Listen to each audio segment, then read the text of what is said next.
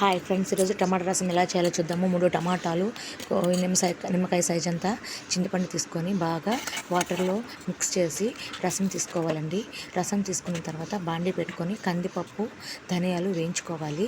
ఈ వేయించుకున్న వాటిని మిక్సీ జార్ తీసుకొని కొన్ని మాత్రమే మిరియాలు, వెల్లుల్లి రెబ్బలు 4, కొంచెం జీలకర్ర, ఇవి వేయించకూడదండి, వేయించితే బాగుండదు. ఇవి మిక్సీ పట్టుకొని ఈ రసంలో కలుపుకోవాలి. కొంచెం కొత్తిమీర, పుదీనా కూడా యాడ్ చేసుకుంటే చాలా టేస్ట్గా ఉంటాయి.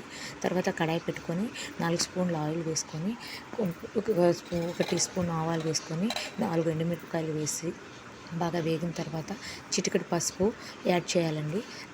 చిటికెడు పసుపు వేసుకుంటే జలుబు చేయకుండా ఉంటుంది. 2 డేస్ 3 డేస్ మాత్రం చాలా బాగుంటాయండి రసము. ఏ తాలింపులోకైనా రసం చాలా బాగుంటాయి. ప్లీజ్ ట్రై చేయండి.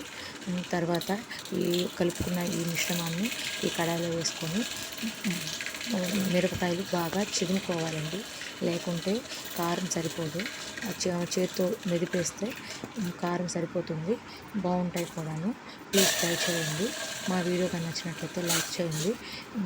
ఈ రసాన్ని నొరగలు వచ్చేంత వరకు మరగనిచ్చుకుంటే బాగుంటాయి. మరీ తెలితే టేస్ట్గా ఉండవండి. ఈ మాత్రం ఉంటే బాగుంటాయి.